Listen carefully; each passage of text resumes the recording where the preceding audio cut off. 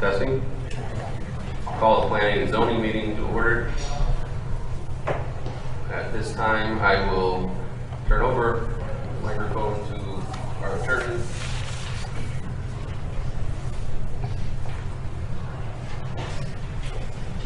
Thank you. Stand back here without my mask. Good evening, everyone. Just a little update on the process for tonight with regard to the public hearing. Many of you are here to address the PUD application filed by CCI 5, Mr. Joel Callahan, the principal of that LLC. In conversation with Mr. Callahan before the meeting, he is prepared to hold off or delay action on his application until completion of the City Comprehensive Plan. The City Comprehensive Plan also includes an analysis by RDG with regard to a potential PUD development that would include Mr. Callahan's property. So before the meeting tonight, he presented us with a letter indicating that he is willing to hold off until that work has been done and it can be considered before moving forward. However, because the public hearing was scheduled for tonight and many of you are here for that purpose, the Planning and Zoning Board is willing to allow you that opportunity to be heard tonight. Letting you know that even after tonight, however, as the comprehensive plan moves forward and is finalized along with the proposed PUD for that area, Mr. Callahan will be in a position to submit a renewed application or an updated application, if you will. When that happens, another public hearing will be set. So you'll have an opportunity to be heard at that time after those further developments have occurred, if that all makes sense to you. So, yes.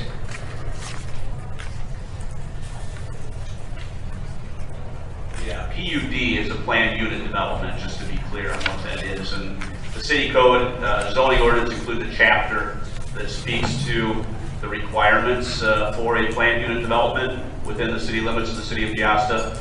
And the application process is very specific on what is required to get to this point. And as I advised the P&Z and talked to some council members and advised Mr. Callahan's attorney, his current application is missing a number of those components. And almost more importantly, that, however, is just the planning process the city's going through right now. It just wouldn't be appropriate yet for the Planning and Zoning Board, in light of the fact that the comp plan is so close to being completed, to take formal action on allowing planned unit development without the benefit of that planning document. So there again, that is kind of behind Mr. Callahan's agreement to delay this decision, if you will. But with the public hearing being set for tonight, I'll turn it back over to the chair of the board here, and he'll give you an opportunity to be heard to the extent that any of you want to speak up tonight.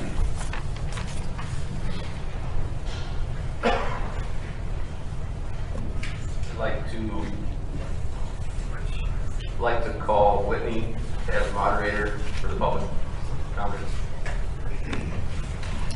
Thank you.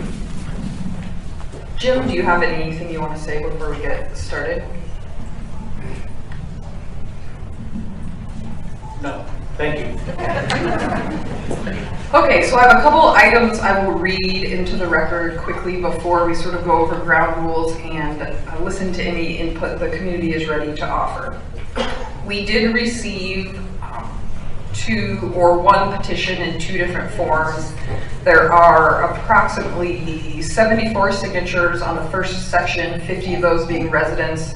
This is a hand-signed petition, and then there's also an accompanying online petition with an additional 274 signatures. We as staff have not separated which were residential or non-residential signatures, but those have been entered into the record. We did also receive one piece of written comment from a resident on Leslie Drive. It says, please do not allow any apartments to be built on Birds Road. There is a lot of traffic already in the area with 2 schools, the community center, and the ball fields. Think about the safety of the kids. So that will be entered into the formal record also.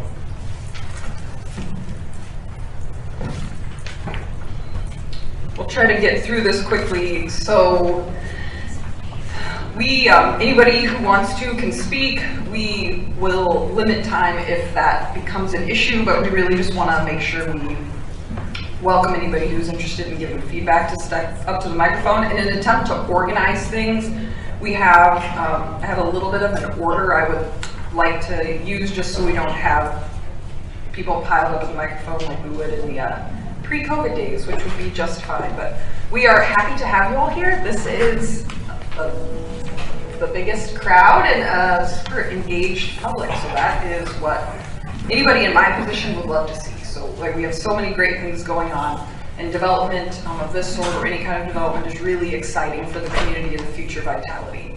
So I think first, per our code requirement, when something's rezoned, we're required to mail a notice to everyone within 200 feet. So anyone who received a notice, I think we would invite you first to step up to the podium. I'll stick this mic there so you could make your way there, and then I think we will kind of work our way out from that little nucleus to residents with Cox Springs addresses or those in Kelly Oaks. So anyone identified in those neighborhoods could make their way to the microphone. I will stick this here.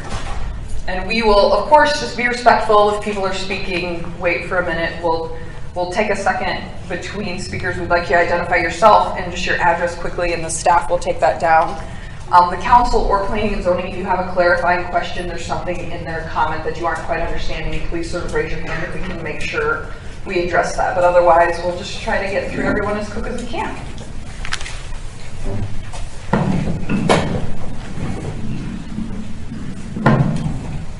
There you are. Okay, go. Absolutely. Hi, I was one of them that received the notice of the rezoning and at that point never submitted anything. They need to state their name and address. Yeah. Oh, Alan Klein, 334 Angela Jean Circle. My backyard is Cox Springs Road and right across from the property. So my thing is, when I moved there, I was not so naive to think that something wasn't going to be put in the field across from me. I lived in Bird's Acres for 28 years and we went through some of those things. However, in looking at the plan, there are so many concerns. The point of entry from this development onto Cox Springs looks like it falls right between Juliana and Bird's Road.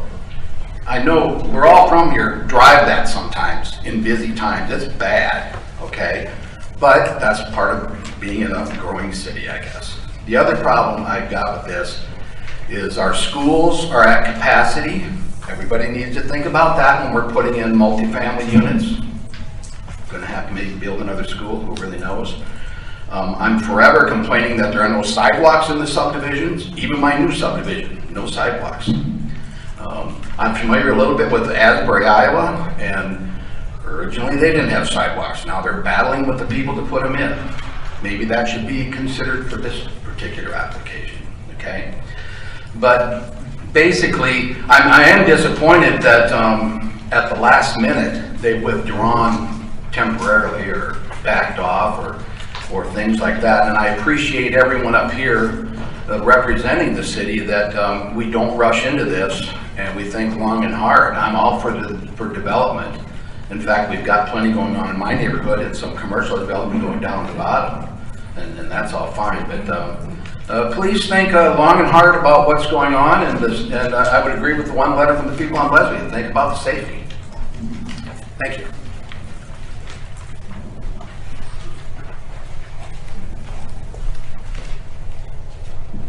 Hi, I'm Courtney Smith. I live on 595 Mila Drive in Kelly Oaks. So I am also agreeing that obviously something's going to go in there. We understand that. But the plans were concerning. I think it was like 180 something apartments in a small area. I have two small children, a 2.5-year-old and a 6-month-old who obviously their safety is my #1 concern.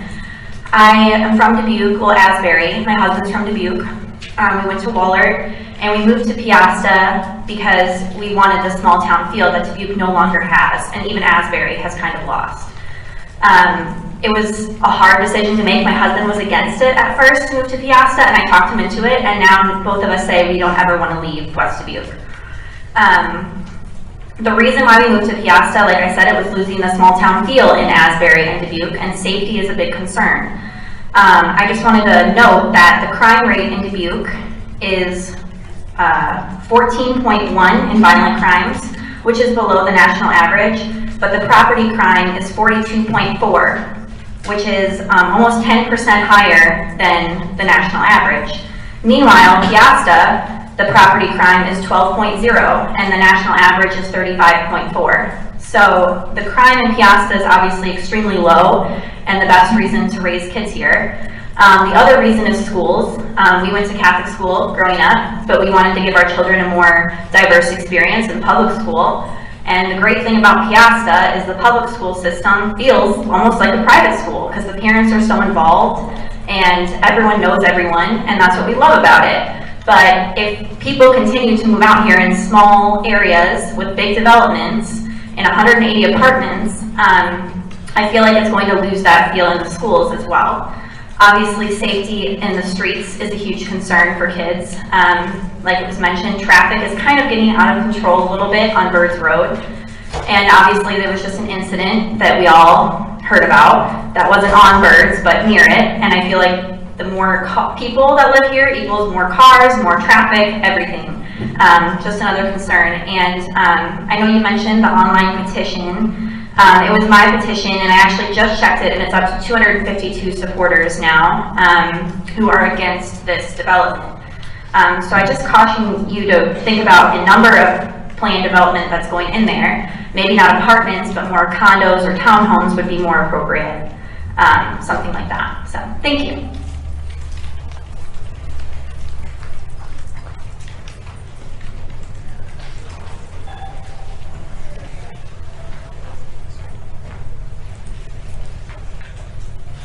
Hi, Jack Rudin, 430 Angela Jean Circle. And ours is also on Cox Springs Road. And the thing is, Cox Springs Road, I don't know if they're going to do anything to it, if this is all going to be done. But right now, I have 2 grandkids that come and I will not let them walk on Cox Springs Road because it's not wide enough. If 2 cars meet, they almost have to go down into the ditch because they got to move over. The cars got to move over. So I don't know if there's anything in the plans, if this is going to go in, if Cox Springs Road is going to get fixed, it's going to get wider. And it's not patrolled because of when we first moved in, I was told that the county patrols it because we don't get any city. The city doesn't get any money. Then the county said, no, we don't do it because the city gets the money.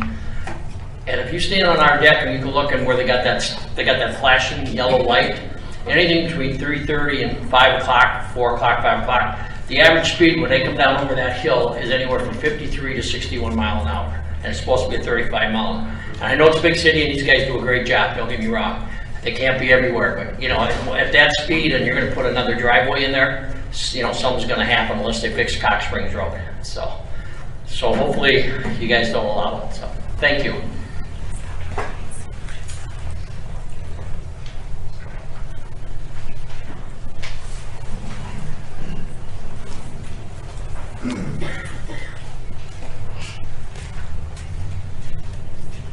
Hi, Charlene Waterman. My husband and I live at 7661 Birds Road. I don't have a whole lot of statistics, but I just have a small story. We also just sold our house on Birds Road, and we own a lot on Cox Springs Road, which would be looking directly at the entrance of where this new entrance of where the apartments are. So, according to the projected site, we would basically be looking at a parking lot and dumpsters. And that's not very appealing to us. But I love my husband and he entertains my ideas. And at one point I was thinking about starting like a coffee truck. And so he's like, okay, I want you to sit in our lot and I want you to count cars and just see how many cars go by there in a day's time or an hour's time or whatever you have time for. So one morning I literally sat in our lot and counted cars for 1 hour. 221 cars came up Cox Springs Road on a Wednesday morning between 7:30 and 8:30. So that's how much traffic we already have coming up that road. So you add another 184 apartments there. It's just crazy. So that's my little story. I just wanted to share it with everybody.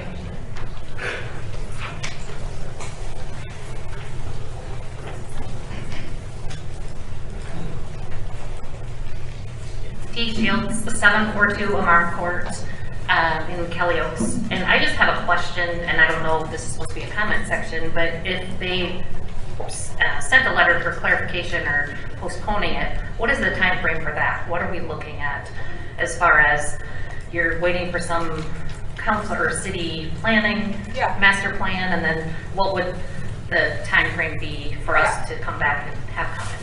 Yeah, that's going to depend on the developer. The city's comp plan is we've been working on it for almost a year. It is slated to be done soon, in the next probably 6 weeks. Now it does have an approval process. Planning and zoning will have to review it and approve it, and then the council will have to review it and approve it. There's public hearing just for that comp plan section, but after that, that's where there would be clarity, because when a PUD is submitted, planning and zoning is required by law to lay it on top of the comp plan and make sure it fits. That's one of 10 responsibilities they have. So that's the reference, that's why there's the reference to the comp plan. So after that was done, there would be or could be a period of time while the developer is revising or altering his plans, or maybe not. So whenever it gets resubmitted, the city would then re-trigger our process that we had started, and so those mailings would go out. When you reference the planned unit development that your planner's working on, that'll be till July, right? Correct, that's okay. So the city has also retained RDG, the same planning and landscape architecture firm, who did our comp plan to develop a city concept, a city PUD. PUD is just really a method for planning how the land's going to build out. So the city is working on our own plan for the entire 95 acres from Birds Road clear down to Highway 20. So that is slated to be finished in July, and that will be added as a appendix essentially to the comprehensive plan. So it could, there's a lot of moving parts, but that's really going to be a lot of work this summer. And that's a pretty intense process right now. It's taking a lot of consultants and staff resources because we really want to get that right. So beyond, those are the elements the city will control. When we receive the application, of course, is an unknown, but as soon as we get it, that will trigger our checklist for our procedure.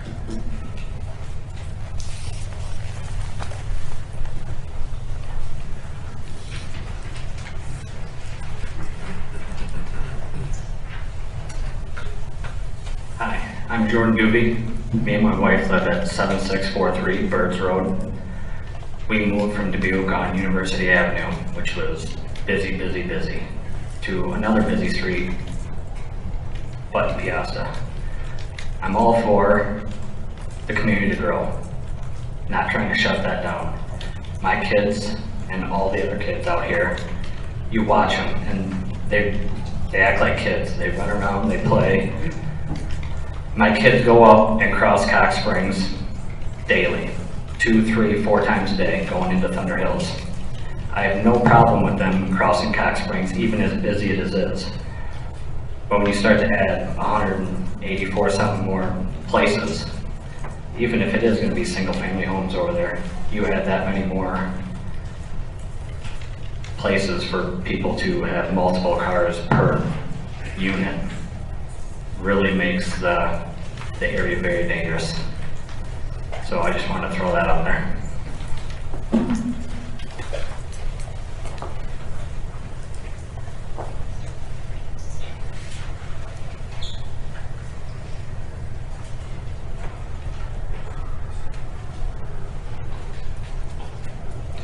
Gene Plager, 7614 Kaya Drive. My concern actually is a multiple unit place in Peosta, period. Okay, people here in this little town they come out here and they invest in their home, they invest in their community. Okay, when you bring people in who rent, there is no investment in the community. Okay, they don't care what the place looks like. They don't care if the car's up on wheels or on blocks for 3 weeks till they can get new tires. They just don't care. Okay, they're renting. They know they can pick up, they can leave whenever they want. No. I like giving people a break, that somebody said something, this might be low income housing. I don't even care if it's just a normal straight up place that you rent, an apartment. People who rent, they have that mentality. I'm renting, I don't care what this looks like. I don't have any investment in this community. So my concern is across the board. any kind of multiple unit like this. That's not, maybe it's something, if NICC had something for the college, that's a little bit different, because that's kids going to college, they've got, they got to be accountable. But when you open it up to like this, besides the safety reasons that everybody has a really good point out, you just get people that they don't care about the community. You're going to take everybody's community away from them by bringing people in who don't care about it. So, thank you.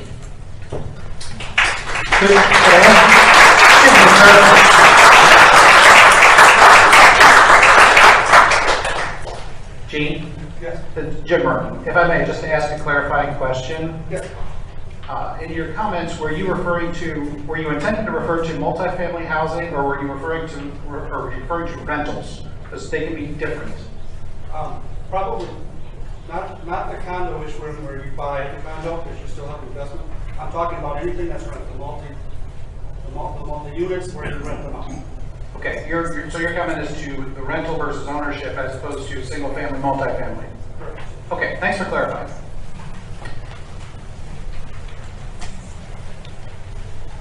Hi, Steve Halverson, 615 Mila Drive. I got a question. Is the city under any sort of obligation to provide rental in that area? No. Whether it's low income or whatever? No. So they are under no obligation? Correct. Okay. And I think, I don't know, at least for me, it seemed a little, and I know you probably just stayed within your rights or your legal obligation with the 200-foot thing, the little nucleus, I think it was called, but that kind of caught a lot of us off guard. And we didn't know about it until some neighbors circulated that information. So I think right away there's kind of a suspicion about the whole thing, so that's all I want to say. So the city is under no obligation. That's correct. Okay.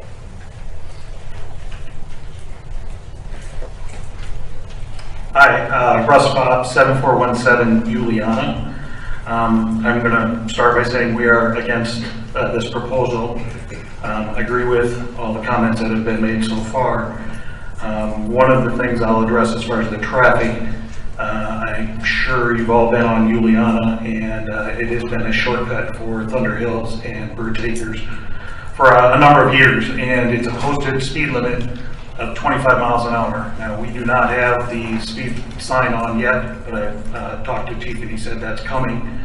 So I can't give you exact mile per hour, but I would say it averages probably close to 45 to 48 miles an hour across Juliana. I realize there's a stop sign at Cox Springs, but if we're going to extend Juliana in another straight line across Cox Springs, we've got cars coming at that speed, and they do it pretty close right up to the stop sign. I foresee even more traffic problems than maybe has already been addressed. So that was one thing I wanted to bring up. The other thing is, the question is there sufficient, and maybe this is too early, is there sufficient, and somebody brought up schools earlier, but police, fire, all the services that go into this community, and to bring something like this that would be put up in a short amount of time and potentially filled with, if you say you've got 184 units and roughly say on average 3 to 4 people in each unit, you've just added 600 plus or so people to the community that need to be taken care of, and whether that's been addressed. And like I said, I know this is very early in the procedure, so that was another item I wanted to bring up. I guess the other thing would be is, I assume there, and I haven't done an in-depth study, zoning regulations that are in this town. Now, would this be under the same regulations, or would they be allowed exceptions because of the PUD, because of the multifamily or not? Are there deviations that would normally be implemented if somebody was just building a home or something like that? So that's another question I would ask you to address. Yeah, and I can do that quickly if you don't mind. Sure. Sorry, here, I'll just grab this and do it anyway. So that's what a PUD by definition is asking for a deviation from the normal zoning standards. And it allows that in specific areas. It'd be something you might see in like a shopping mall, like a Jordan Creek Town Center area. So it could be requested when you're gonna, maybe be bunching buildings, or it specifically asks for your ability to not follow the current zoning standards, the PUD becomes its own zoning rules for that specific area. So it is a deviation. That's really the motivation. That's the why PUDs even exist, because there are some reasons where that's beneficial. You know, if you're going to put shops closer together than maybe they would normally be allowed. So yes, it is a deviation, but that's also sort of the intent of potential for a PUD. All right. So follow-up to that is, who's the overseer of when they start the PUD? They've been given an exception. How is that controlled, or how is that kept from being outside of the realm of what the city of Peosta is looking to do? Yeah, so the planning and zoning administrator, who is responsible for the regular zoning ordinance, would also then be responsible for overseeing the PUD. It just becomes a separate ordinance that they would have to enforce also. Sorry to take up so much time, but the last item would be, who is kind of in charge of then making sure that everything is adhered to if this goes through, and that that there is sufficient coverage to make sure that it doesn't become a trash site, I guess is the easiest way I can say that, because that's what I picture the comment earlier about looking at the parking lot and seeing the dumpsters. And we all know the dumpsters, yeah, they're big, but they're somehow not big enough to get everything in them. So I just wonder, how is that taken care of to make sure that that is followed if it is indeed gone through? That's all. Yeah, so that would be city staff in general, the people who handle those duties normally, in enforcing municipal infractions between Public Works, PD. Our entire staff works together, so we would enforce those statutes the same way we enforce them across the community.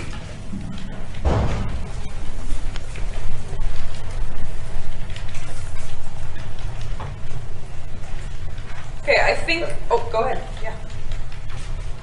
Joe Stelzer, 10576 Cox Springs Road. I live adjacent to the property, and just like everybody here, I agree that the city needs to grow. So I'm against this unit. A PUD has its place, just like any rental or any type of structure that's anything in this area. So I'm glad to hear that the city is actually putting together a plan in place with some limitations on any development going on from here out. So I hope that you see the number of ayes that are here. They're probably a majority against this whole thing. That's why we're all here. So I also caution you that as you watch each and every contractor, you can't tell them what to do, but look at your buyer and look what he's doing elsewhere in the community, and what he builds you may or may not like when you look out your window. So go home tonight, look out your window, and if you'd like to see what he's building, fine. I do not want to, and you'll see me at the next meeting.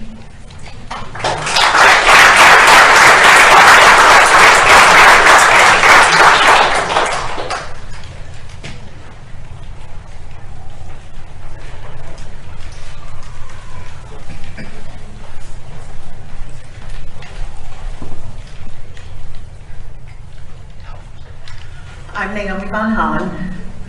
I live at 294 Angela Jean Circle, and I am not a public speaker. But I have a couple questions. Is this a low income development, or do we know? I've heard it is, I've heard it isn't. And I'm fairly new to the Peosta area. I lived in Dubuque for 20 years, then out in Seattle for 5, and I chose to move here when I came back. Do we know if it's low income? There's nothing in the application that specifies either way. Okay. Because if I'm a nurse practitioner, if it is low income, we'd also be doing a disservice to the people that live there. They benefit from things like public transportation, and they benefit from things like Meals on Wheels. We don't have that out here. A cab from Dubuque to Peosta, the west side of Dubuque to the east side of Peosta, cost me $28 one way. And I could not get a cab from Peosta to Dubuque. I rent cars for work. So that's cost prohibitive. If it's also low income, well, anyone. I'm concerned for the EMS department. EMS is a volunteer squad. They work very hard, and they have lots and lots of credentialing, and it's hard to keep people to do that. It's very difficult. And I have been in hospital ERs where people have brought in kids after hours with earaches on an ambulance, simply because their car didn't start or whatever. Those are my 2 comments. My question is, we've submitted a petition that a lot of us have signed, and he's delayed this process. Does this petition still valid when he comes back to the table in 6 months or whatever? It is? Yeah, well, I would defer that to... Or does it need a new petition? Generally, it's part of the record tonight, for sure, Okay. so it'll always be part of the record. Clearly, if Mr. Callahan comes back with a modified plan, you know, some people who sign the petition may think, I like this plan better. Maybe it meets some of the concerns, and the city planner does make some improvements to the road and the way the roads connect and things of that nature. So while the petition, it won't be invalid by any stretch, I guess in my opinion, if a new plan comes forward and those of you who signed the petition or are here tonight are still opposed, that it might behoove you to put together a new document explaining why you're opposed to the plan as modified, assuming it's modified. I just wanted to clear that. Okay, thank you. That's all. Are there any other speakers? We can just open the floor now.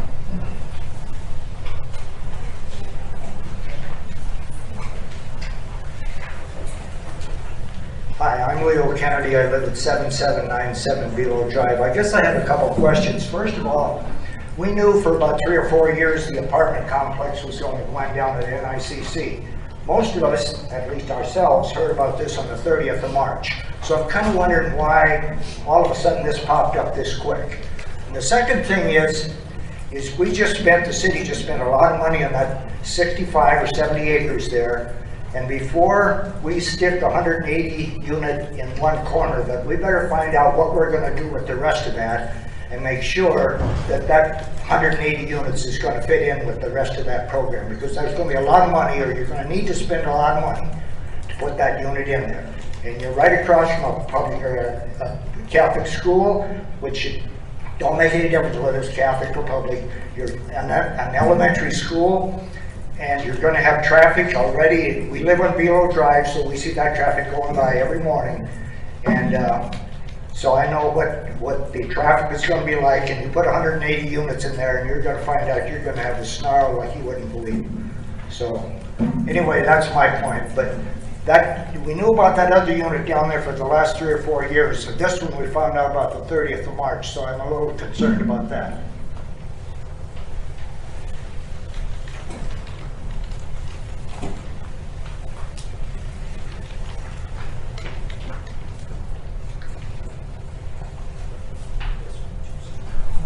Last call. Anyone else at all?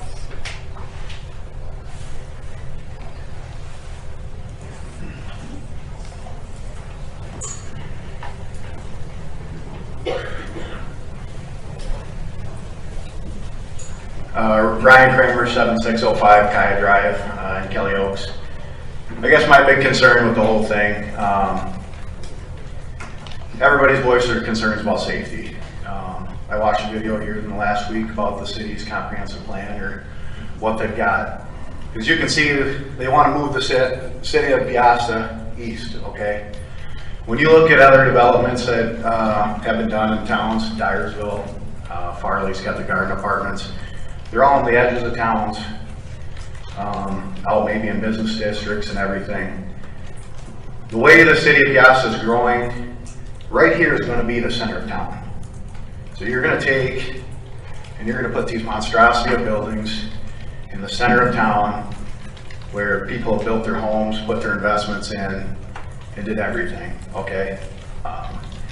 I'm sure Mr. Callahan's going to get up here. He's going to have plenty of studies that show you that this is going to work out, do everything. Well, you pay people to do that. Anybody will do something and give you a study that will tell you that, hey, this is going to work, because that's how those companies make their money.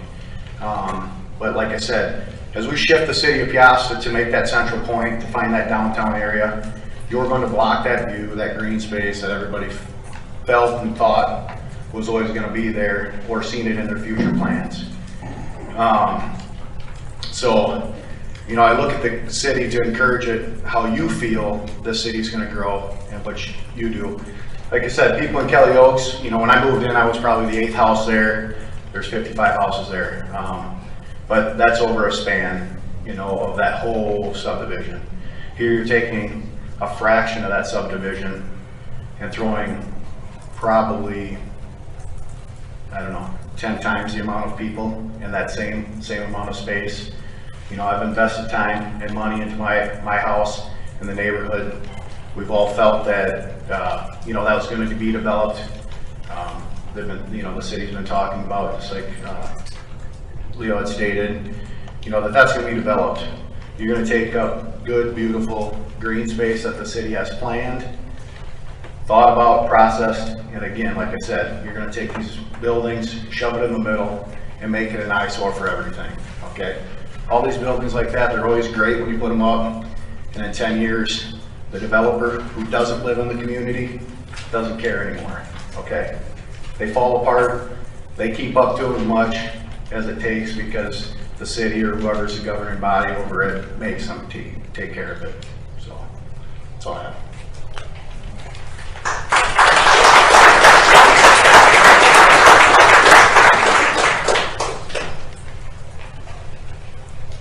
So a couple people had mentioned the dates, and I noticed his application was in December. Is there a reason why we just heard about it now? And then when we watched the video about the community planning, it wasn't mentioned at all when the same area was being discussed. Can I grab your mic? Can we get your name and address, please? Yeah, Tristan Edwards, 10259 Cypress Drive, Cedar Crest. Yeah, I can. Hello? Yes. So we did receive the application in December, the week of Christmas. At that time, we consulted with legal counsel and sent a letter to the applicant stating that the comprehensive plan was not done and our preference was to not take action. We received notification from the applicant's legal team not too long ago requesting that the public hearing move forward. So that was when that was scheduled, and I can certainly apologize. I don't, Mr. Kennedy mentioned something about that also. So that's probably where that got a little disjointed because it was not the city's preference or plan. And we consulted with our legal counsel at the time too. We really wanted to wait until that comp plan was done. So we notified the applicant of such and then, you know, set the file aside until we received notice from his legal team.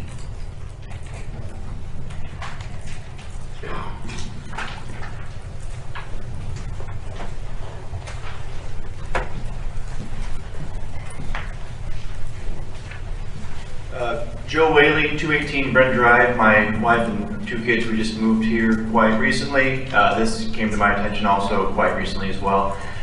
I wasn't going to say anything today. I am against this, but as we came in and some things were announced, some stuff struck me as curious. The time frame of when this gentleman retracted his application, can we confirm maybe it was already stated, when did that occur? Like 5:45? Today. Yes. Right? Does it not seem like someone punting the football a little bit until we can, I don't know, to me it was very skeptical. And then you also mentioned that they were requested to move the hearing forward at their request. And then suddenly today, it's all, I found that sketchy in a sense, and that to me is maybe indicative of what's going on with what the plans may be. So I just wanted to clear that up for my own curiosity. I think it should strike you all as curious as well, and I'm against it. Thank you.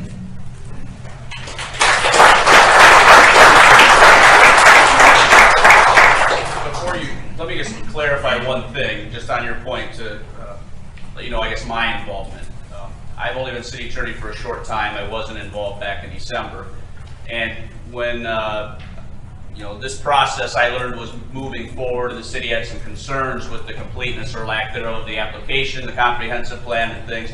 And I looked it over and put together a memo for the P&Z expressing my concerns that it wasn't right to move forward with. That if the applicant submits an application and requests a hearing, it's not inappropriate to schedule the hearing, but there's no way you can approve this based on what you have.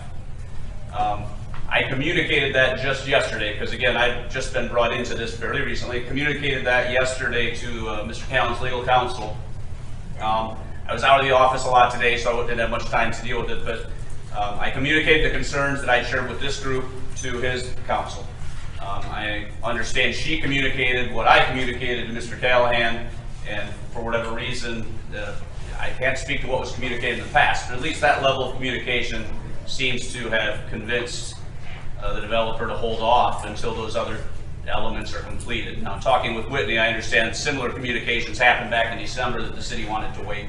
So I can't speak to why there was a request from the developer to move forward prior to my letter, but from a recent history standpoint, that's what happened in the last couple of days.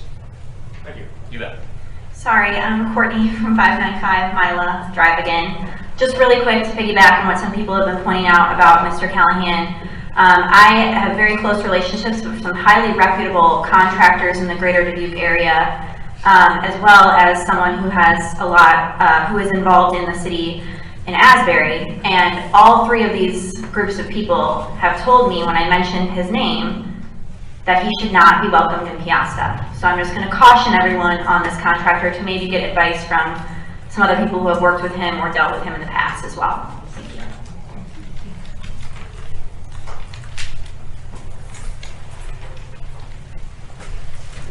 Ben Hanton, 662 Mila. I'm just questioning the 200-foot radius, if there's any way that they can make that larger, 1,000-foot. I think for a structure or something like this, 200-foot is awfully small. That's what's required in our code, but I think that's really good feedback, and that's, I mean, we can amend that within our own zoning ordinance, so I think that's a good piece of feedback for planning and zoning to hear. And that would apply, obviously, to any rezonings across the city for the rest of, you know, the application of the code. And for what it's worth category, that 200 feet is very standard. Right. Community, and I have heard that concern in other communities as well. And I can't speak to why cities do it different than counties, but when counties have a zoning or a variance request change, they usually also implement signage. They put signage near the property or on the lot, which most cities don't do. Not that it's a bad thing to do, it's just historically most cities haven't done that where counties have. And I don't know if Peosta does that. No.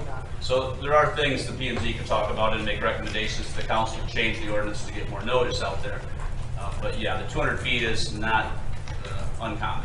I think especially when it's so close to so many elementary schools that affects so many more people than the 200 feet, that 200 feet kind of disrespectful to look at the community because it affects so many more people.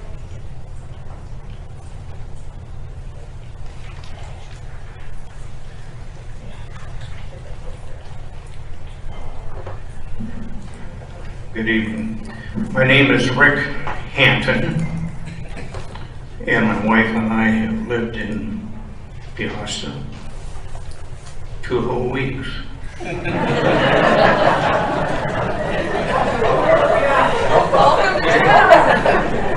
I'm going to tell you why we moved here, other than family.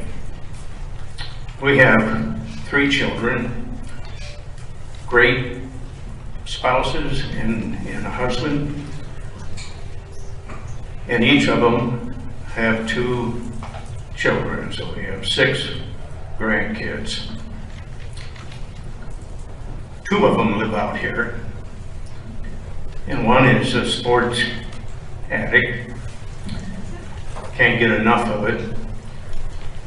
So for probably the last 4 or 5 years, we've been coming out and watching him play football, basketball, baseball. And one thing I noticed when we would go to the ball games, and I tell my wife, I says, these people are friendly. They're damn friendly. Always saying hi. They make you feel welcome. And the other reason we moved out here, I like the small town atmosphere. As a retired cop from Dubuque, and retired 16 years now. What's going to go up over here? I can almost predict that the calls for service to the police will escalate. And that's just in that complex. The traffic obviously is going to be an issue.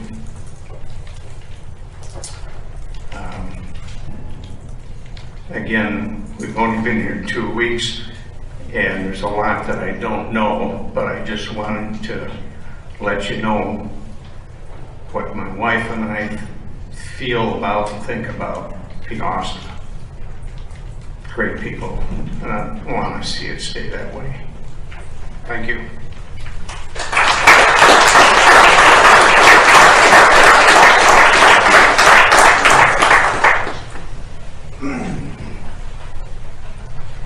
Hi, I'm Stephanie Doobie, 7643 Birds Road.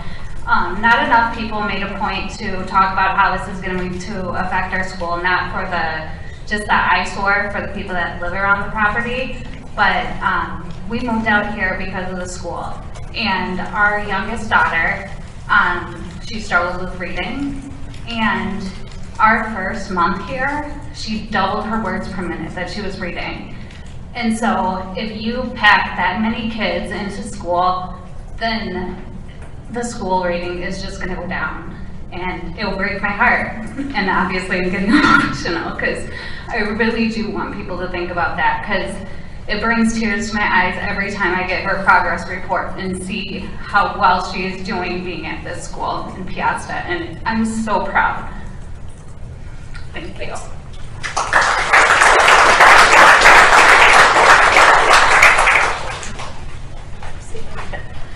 I'm Kara Franzen, 206 Angela Jean. I'm also not a public speaker, but to think about the reason we moved here to Peosta, we looked, oh my goodness, Cascade, we looked at Asbury, we looked all over, and we chose Peosta because of the Western Dubuque School District. So sitting here thinking and looking out from my front porch, and I see this area, this green space that we're looking at. My husband and I have had serious conversations that our daughter is to start preschool in the fall. And we have decided that if this goes through, I'm going to be quite honest, we're going to move. Because this isn't something that we want to bring our children into. And I've talked with lots of our neighbors that have also decided that, you know, we're possibly going to move if this goes through. And so it's not an ultimatum, it's nothing like that, but it's very serious that, I mean, we've invested a lot of money into our house, but then the next thing, you know, we have so many of our neighbors are selling their houses and they're going that day, or if not the next day. What's going to happen if this goes through and we have these big Uliana and we have Solomina and we have Wyatt that are now looking at this, seeing this eyesore? What's going to happen to our economy and our housing? Is that going to plummet now because of what is around and what is happening? I guess that's kind of what I look forward. I look at when I'm kind of thinking this, and then like we talked about, invested. I want someone that's invested in the community and not in an apartment and those sorts of things. But I mean, very real. There is a possibility that you're going to see a lot of people leaving Peosta if this is something that proceeds.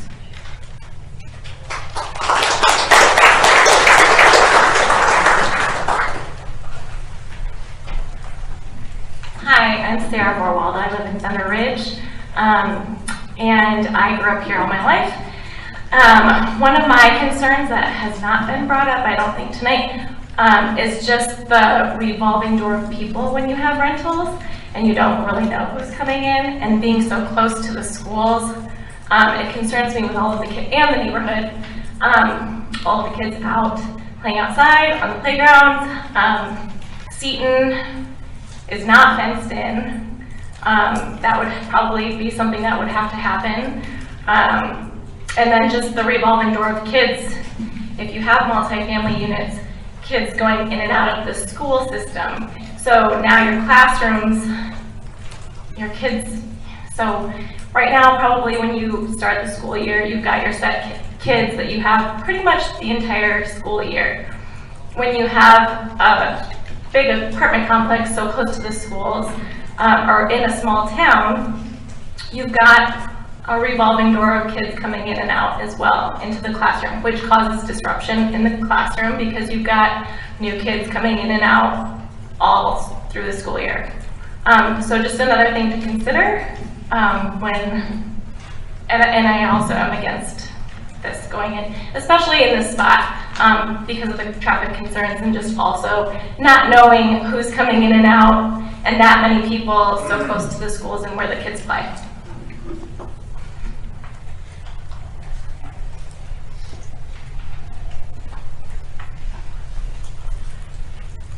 Hello, my name is Kari Pace. I live at 602 Birch Ridge here in Peosta. I have lived out here in this community for over 16 years. So I've lived here before there was ever Seton School, all those homes over there. The Peosta Center, I think it just opened. There was no homes here. There was no Angelina Jean Circle. That was all field. Seen a lot of changes, a lot of good growth.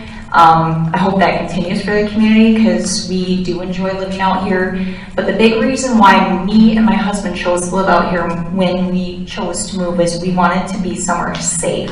And I feel safe here. I want to continue to feel safe here. I want my children to feel safe here. So, and I would think that, you know, you guys would take that into consideration also in regards to any decisions you make. Another question I have, has there ever been, and you can correct me if I'm wrong, has there ever been a formal traffic study on Birds Road or Cox Springs with like traffic counts? Not in the recent history, no. Okay, I think that does need to occur probably within the next 6 months, if not, probably 6 months, especially if the developer is going to come back within that frame of time with a new application. Because I think we really need to have a good, solid idea what the traffic counts are during the different times of the day. I don't know, I'm a runner, and I personally, I hate Cox Springs. There's a little, I've tried to, if I want to die, that's where I'll run. I hate to say that, because I don't want to get hit and die. So, and personally, I wish, you know, as a runner, I think we need additional green space. I think in the current comprehensive plan, the plan is for that to be a green space, to be a park. I know a pipe dream for different people in the community is for us to have a pool for our kids to go to in the summertime. Obviously, we have the pool at Thunder Hills Golf Course, which is getting renovated and will be a great addition to the community also. But, you know, trails, I know that's part of that too, which, again, I don't like running on the road because I don't want to die and get hit, die. But anyway, enough of that. But the biggest thing is I think what I take away from me is I think you need to do the traffic count and get a good idea as to what exactly is going on. And also schools, I've been here, the elementary school's been built onto twice. I can't speak at the current time how close they are to capacity with that, but ultimately if this goes up, they're going to have to build on another time, or kids are going to are going like Upworth Elementary, they're going to get bused. I don't want to see people who live like on the other side of town, all of a sudden you have to go to Epworth to elementary school because we don't have enough space here, and you have to be X number of feet within the school. That's hypothetically thinking, but I love this community. I want to see it grow, but I also want to see it smartly grow. Thank you.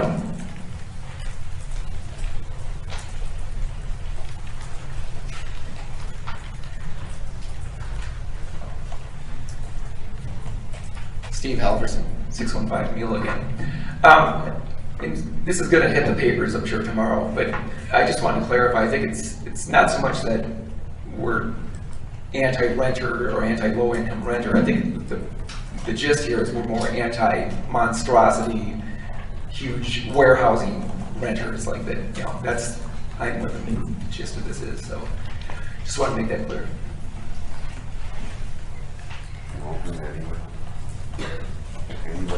Yeah, yeah, absolutely. Luke Heacock, 324 Leslie Drive. Question. Yeah. Has there been a formal protest filed by the homeowners that received the letter?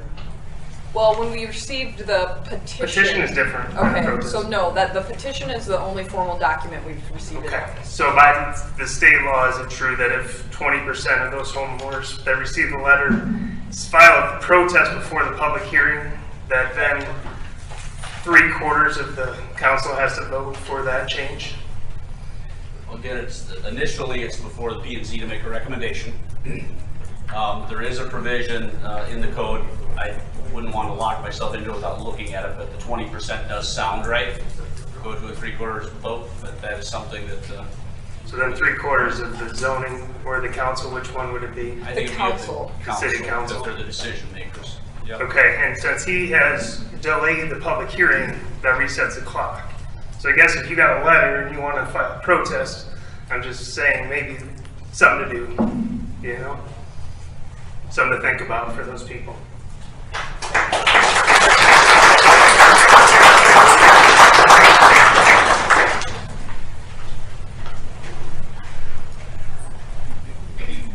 Dennis Van Cleve from 691 Julissa. First question I have is, what's the economic impact going to be to this town? How is this rental unit going to affect our economics? Don't have that answer, and I have an idea in my head, but who knows what that is. Secondly, you've asked, as we step up here, to state whether we're for this or against it. I am against it. And with that, I think it would behoove all of us to know where our leadership is for or against this. Maybe not right this minute, but I think we need to know how we are being led and what your position, pardon me, your positions are. Okay? And that's everyone. And then I think we just have to look at what kind of a home we're building as a community, because this is a community home. And I'm going to leave it at that. Thank you.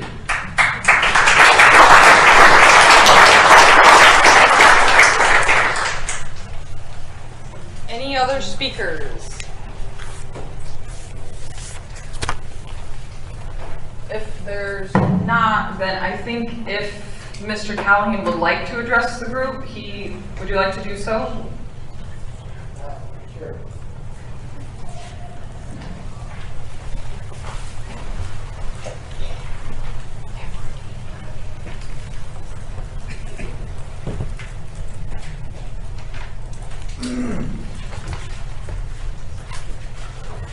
Joe Callahan, Butte, Iowa.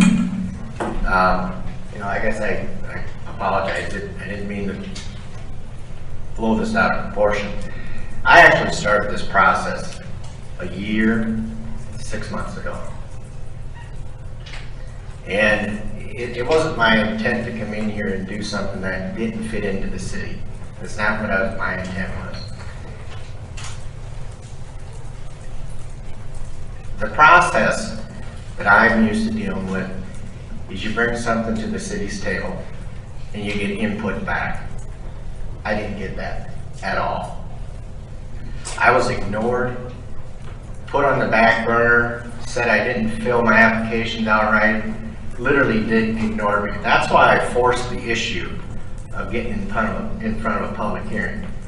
I found out more about this planned unit development 3 hours ago than I did since the beginning of it. It's not my intent to cause any harm. There's a mixed use with this.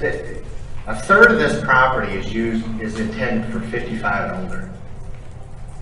And nobody's talked about that. The city hasn't talked about it. It's on the plan. Whenever you go, I was suggested to go to a PD. Right from the beginning. I was told by Whitney to go to PUD. It makes sense. Some of the reasons you had to go to PUD is because when you get over an 18 unit, whether it's an apartment building or a 55 and older community. So the biggest building on this property is 55 and older. You know, there's always room for changes. I don't get that. And I do get the traffic study. I do. This concept is a 15-year minimum build-out. You know, does it need to be this big? Maybe not. This is what I was asked to show the entire piece, the 10 acres of what I would put there, maxed out. So, I guess I'm here as a developer willing to sink millions of dollars into the community. I do believe that the number one thing that should be at least considered is a 55 and older. I mean, wouldn't everybody want to see their parents either stay here or come here? You know, and I'm here, and I'll be here after the meeting too, if people have questions for me. It's not my intent to disrupt the neighborhood, but I definitely wish I'd have a little better city leadership with guidance on this and education. I'm the one that had to go around their back to call their engineers to find out what is required. I'm the one that had to contact the RDG land use map people to find out what's going on. I had to do that. Otherwise, they were running over me, and I had no say-so in it. You know, and it's just like, so there was no room for listening and giving and taking until tonight. That's it. I had nothing from the city. You know, I guess, I mean, it is what it is, and it's a starting point, and maybe this isn't a fit for the city. And if it isn't, that's okay too. You know, because the last thing we want to do is disrupt anything in the city. But I do have a few statistics, and these aren't statistics that an engineering firm gave me. These are statistics that I own, and I know what they are. When you build apartments, and this is just more of an FYI, it's nothing more than that. Less than 5% of your apartments have kids. So it's not about necessarily packing the schools full.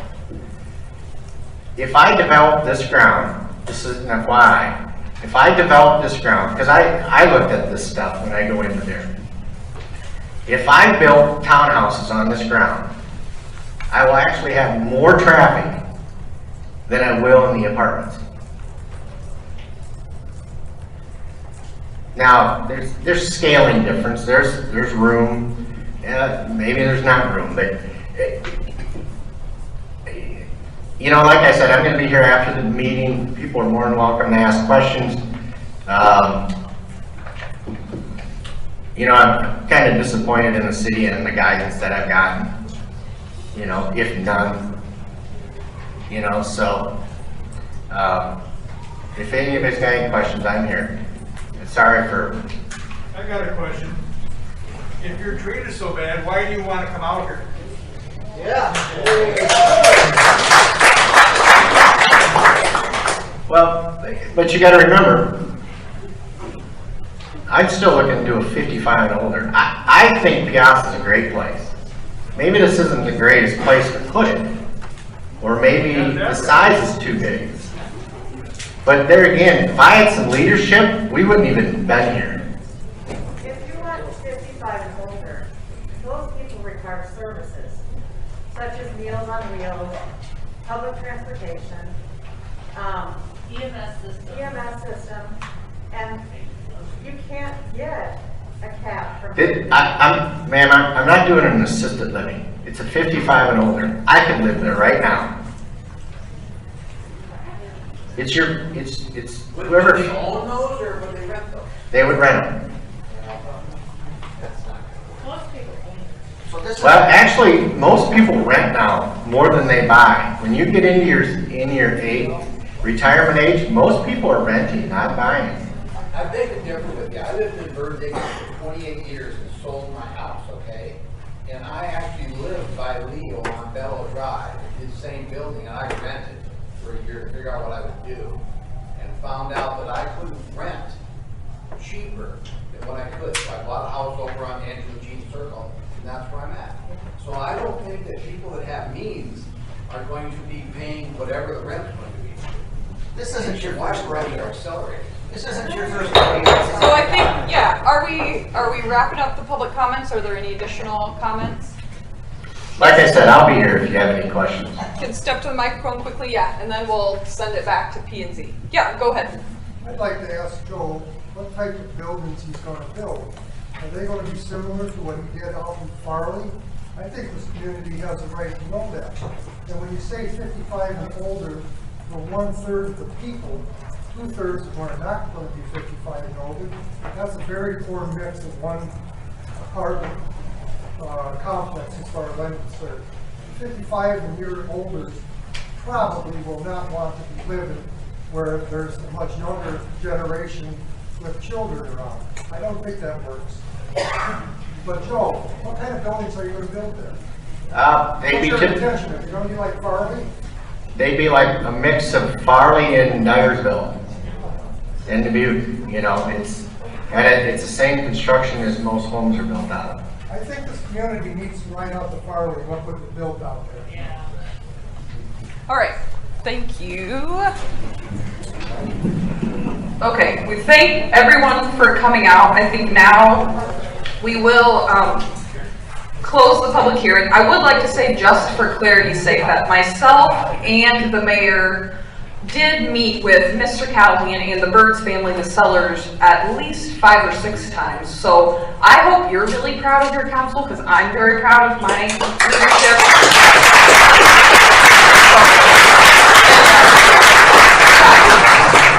So I think now we would accept a motion from Planning and Zoning to close the public hearing. I'll make a motion to close public comment.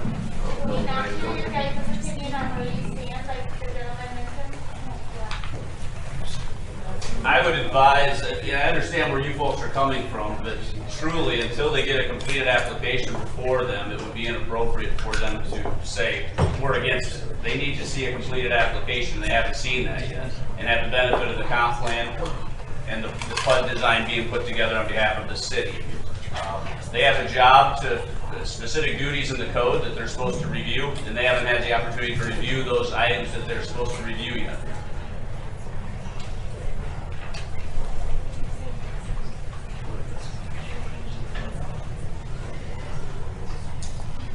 Back to the motion. Back to the motion to close the public hearing for planning and zoning. Get a motion. That public hearing is closed.